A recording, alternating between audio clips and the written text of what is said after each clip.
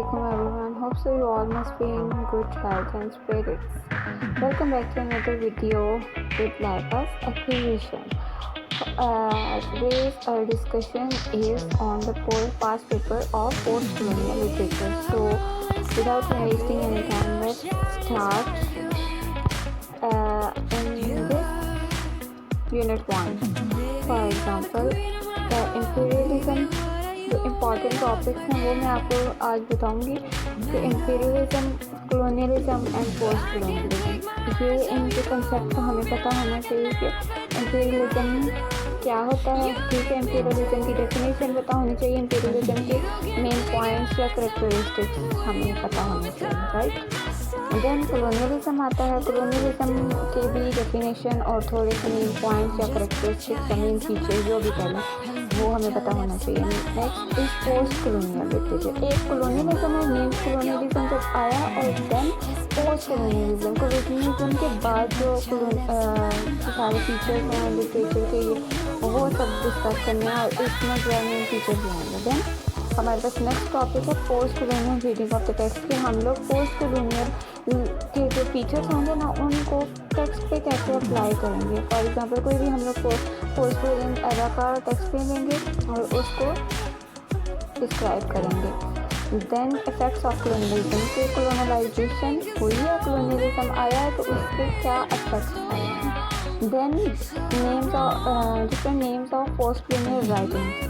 Post colonial writing के नाम मतलब कौन कौन से वर्ड्स हैं उसको हम लोगों ने डिस्कस करना है।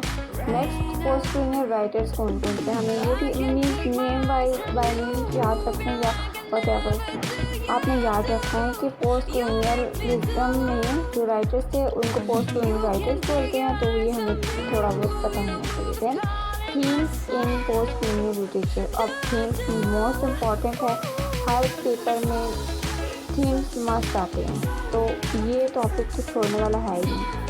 तो ये था यूनिट फर्स्ट का overview. Post colonial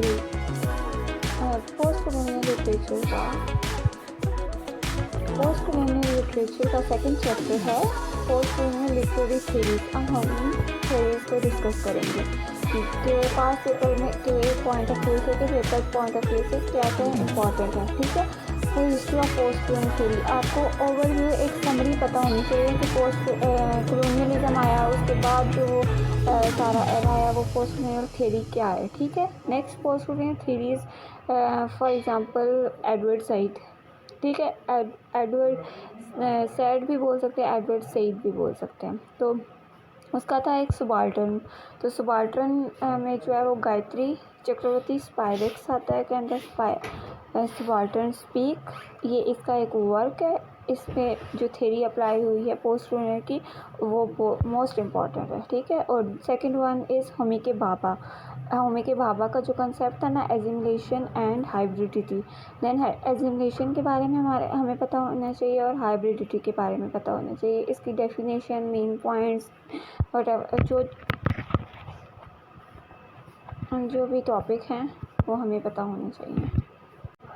third chapter है पोस्ट कॉलोनियल लिटरेचर 9075 का, के लुइस बेनेट का की सिलेक्टेड पोएम्स को हमने पोस्ट कॉलोनियल एरा की, ये है एक पोइट है, उसके वर्क को सबसे पहले हमें मिस लुइस बेनेट की बायोग्राफी पता होनी चाहिए, मींस डेट ऑफ बर्थ और थोड़ी सी हिस्ट्री हम पता होनी चाहिए। Next style of writing is most important according to the paper point of view. Then themes in Bennett's poetry, के बेनेट्स पोइट्री के थीम्स क्या होते थे, मेजॉरिटी थीम, ओवरऑल थीम्स के बेनेट की ओवरऑल किस पे बात करती थी वो करने हैं। मेजर वर्क्स के 2-3 नाम याद कर लें, that's enough. Post colonial literature का unit 4 paper point of view से हम क्या देख सकते हैं, वॉलेस वेंका भी जो है वो एक पोइट है।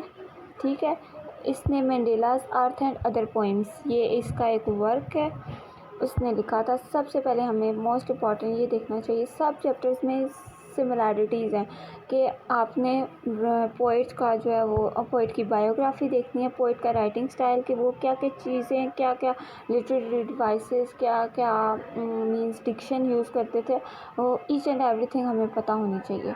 नेक्स्ट इज़ थीमेटिक फोकस के उसके थीम्स क्या हैं। थीमेटिक फोकस आ गया तो इससे जो है वो पैनिक नहीं होना कि थीमेटिक क्या हो गया, ये वो थीम्स को ही थीमेटिक फोकस बोलते हैं कि वॉलेस विंका के पोइम्स का थीम क्या था।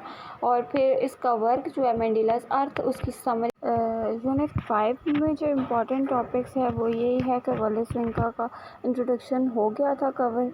देन उसके वर्क्स हैं अ डांस ऑफ फॉरेस्ट, आपको इसकी स्टोरी पता होनी चाहिए, ठीक है। और फिर उसमें जो है वो करैक्टराइजेशन आपको पता होनी चाहिए कि करैक्टर्स कौन कौन से हैं। फॉर एग्जांपल डिमोक डेड मैन है, और ये सारे आप रीड कर लें, याद कर लें, ठीक है। किसके कौन सा किस टाइप का करैक्टर है वो पता होना चाहिए कि कौन विलन है, कौन प्रोटैगनिस्ट है, एंटागनिस्ट है, मेन करैक्टर है, और या साइड करैक्टर है, फ्लैट है, राउंड है, और तो ये आपको पता होना चाहिए। थीम्स डांस ऑफ फॉरेस्ट में मोस्ट इम्पॉर्टेंट जितने भी वर्क्स होते हैं ना, उस सब में हमें थीम्स लाजमी पता होने चाहिए कि एक तो ओवरऑल थीम पता होना चाहिए कि सब वर्क का ओवरऑल थीम जो है वो क्या होता है। तो इसमें जो है वो थीम्स क्या क्या है, 4 थीम्स हैं। Parallel between past and tradition के वॉलेस विंका, इसको मैं अगर डिटेल में जाऊँ तो बहुत लंबी वीडियो हो जाएगी, तो आपने थीम्स को देखना है और आपका चैप्टर कवर हो जाएगा। मेन चीज़ें देखनी है, थीम्स की हेडिंग्स याद कर लें और हो जाएगा कवर इंशाल्लाह। नेक्स्ट है यूनिट 6। यूनिट 6 में ड्रीम ऑन मंकी माउंटेन। ये टू बी ऑनेस्ट मैंने यूनिट 6 अपने चैप्टर में नहीं किया था, बिकॉज़ मैंने फर्स्ट 5 चैप्टर्स कंप्लीट किए थे, देन मैं लास्ट चैप्टर्स पे मूव हो गई थी, क्योंकि हम लोग 5 क्वेश्चंस हमने अटैम्प्ट करने होते हैं, तो हमें 7 चैप्टर्स भी हम कवर कर लें, अगर हार्डली या 6 चैप्टर्स भी कवर कर लें तो इट्स इनफ। तो टू बी ऑनेस्ट ये मैंने नहीं किया था dream on monkey mountain, but आप लोग अगर करना चाहते हैं तो इसकी भी आपको समरी पता होनी चाहिए, ठीक है। और ये किस पोइट का है, ठीक है, वर्क है उसका, डायरेक्ट वॉलपेट का है, उसके करैक्टर्स पता होने चाहिए और इसके थीम्स पता हो चाहिए, आपका क्वेश्चन अटैम्प्ट हो जाएगा। Next is things fall apart. Things fall apart में ऑथर का इंट्रोडक्शन मोस्ट इम्पॉर्टेंट है, थोड़ा सा भी दे दें कि ऑथर बॉर्न कहाँ पे हुआ, ठीक है, डेट ऑफ बर्थ क्या है, प्लेस ऑफ बर्थ क्या है, फिर थोड़ी सी इसकी लाइफ हिस्ट्री बायोग्राफी देख लें, और सिनॉप्सिस ऑफ द नावल। अब सिनॉप्सिस करना है और ये कंप्लीट हो जाएगा। अगर आप ये स्किप भी करना चाहें तो it's all up to you. Characters इसके बहुत ज़्यादा हैं तो ये सिनॉप्सिस होगा, फिर करैक्टर्स बहुत ज़्यादा है तो कन्फ्यूजन होती है। तो 7 चैप्टर भी टू बी ऑनेस्ट मैंने नहीं किया था, बट मेरा पेपर पास हुआ था, क्योंकि और नावल के थीम्स, हर नावल के आपको थीम्स लाजमी पता होने चाहिए। करैक्टर्स आपको, क्योंकि समरी सुनते हैं तो करैक्टर्स आपको ऑलमोस्ट डन हो जाते हैं, ठीक है, कौन सा करैक्टर किस टाइप का है, तो आपको सेल्फ राइटिंग आनी चाहिए, वो आप कंक्लूड कर सकते हैं। तो थीम्स मोस्ट इम्पॉर्टेंट है। नेक्स्ट वन इज़ यूनिट 8 पे आते हैं, tales from Firozshah Bagh.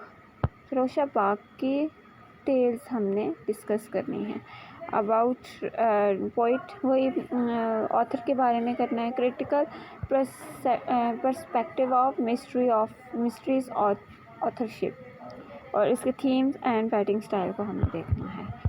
Next one is Pakistani colonial writers. तो पाकिस्तानी कॉलोनियल राइटर्स इसलिए 9 चैप्टर मोस्ट इम्पॉर्टेंट है, इनमें से कोई ना कोई एक आ जाए, 2 आ जाए, लाजमी आते हैं, ठीक है। तो जमील अहमद का जो है वो एक पाकिस्तानी पोस्ट कॉलोनियल राइटर है। अहमद अली है, हनीफ कुरैशी है, कामला शमसी है, वापसी सिद्धवा है, मोहसिन हमीद है, जुल्फ़िकार घूस है, मोहम्मद हनीफ़ है, फ़ातिमा भुट्टो है और नदीम असलम है। इन्होंने जो वर्क दिए थे ना वो आपने देख लेने हैं, ठीक है।